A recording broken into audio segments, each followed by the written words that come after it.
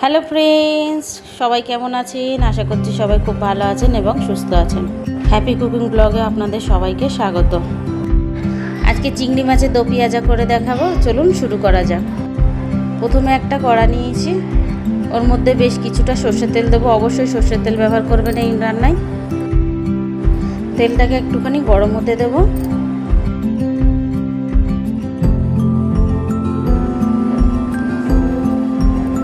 এবার নুন আর হলুদ দিয়ে ম্যারিনেশন করা ছিল চিংড়ি মাছগুলোকে দিয়ে একটুখানি হালকা ফ্রাই করে নেব। বেশি ফ্রাই করার দরকার নেই, কারণ চিংড়ি মাছ বেশি ফ্রাই করলে শক্ত হয়ে যায়।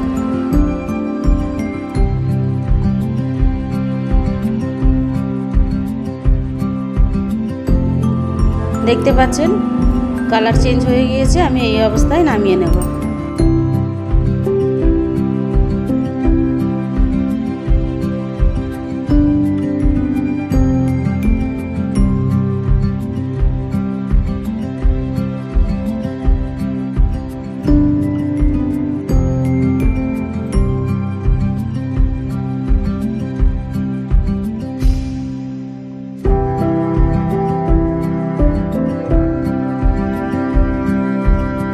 দেখতে পাচ্ছেন পেঁয়াজটাকে শুকনো কড়ার মধ্যে ভালোভাবে নেড়ে বা সব যা যা মশলা লেগে আছে বা চিংড়ি মাছের লেগে আছে সেইগুলো সব পেঁয়াজের মধ্যেই জড়িয়ে যাবে। এরপরে আমি তেলটা দেব।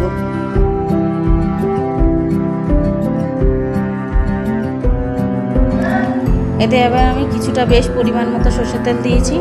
কিছুটা সর্ষের তেল বেশিই লাগবে, কারণ এখানে পেঁয়াজটা অনেকটাই দিয়েছি। পেঁয়াজটা বেশি লাগবে কারণ চিংড়ি মাছের দো পেঁয়াজা, ওই জন্য পেঁয়াজটা আমি বেশি করেই দিয়েছি। দিয়ে এটাকে হালকা ফ্রাই করে নেবো, বেশি না, হালকা ফ্রাই করে নেবো যাতে কালারটা চেঞ্জ হয়।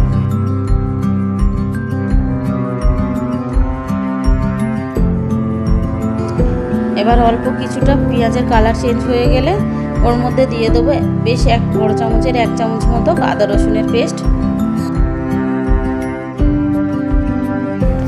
এবার কেটে রাখা টমেটোটাও দিয়ে দেবো। দিয়ে খুন্তির সাহায্যে টমেটোটাকে ভেঙে নেবো। নিয়ে একটুখানি নেড়ে অপেক্ষা করব। এবার এক এক করে শুকনো গুঁড়ো মশলাগুলোকে দিয়ে দেবো। প্রথমে একটুখানি ধনে গুঁড়ো দিয়েছি, এবার একটুখানি লঙ্কার গুঁড়ো দিয়েছি, আর অল্প করে হলুদের গুঁড়ো আর জিরে মরিচের গুঁড়ো দিয়ে দেবো।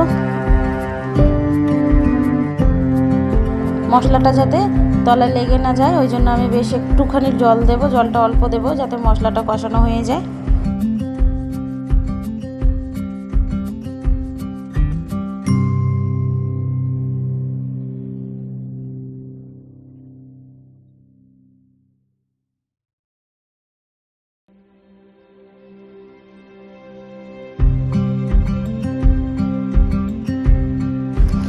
এবার দুটো কাঁচা লঙ্কা চিড়ে রাখা ছিল, সেটাকেও দিয়ে দেব। দিয়ে খুন্তির সাহায্যে নেড়ে নেব। পেঁয়াজগুলো বেশি গলাবো না, কারণ পেঁয়াজগুলো গোটা গোটাই থাকবে। এরপরে ভাজা চিংড়ি মাছটাকেও দিয়ে দেব। এবার অল্প পরিমাণে জল দেব, যতটা পরিমাণে চিংড়ি মাছটা সিদ্ধ হতে লাগবে সেই অনুযায়ী জল দিয়ে দেব। ঝোলটা দিয়ে কিছুক্ষণ ফুটিয়ে জলটা কমে যাওয়া পর্যন্ত অপেক্ষা করবো এবং গরম গরম পরিবেশন করব। দেখতে পাচ্ছেন কেমন হয়েছে, একটু তেল তেল মতো। এইভাবেই নিয়ে গরম গরম পরিবেশন করব।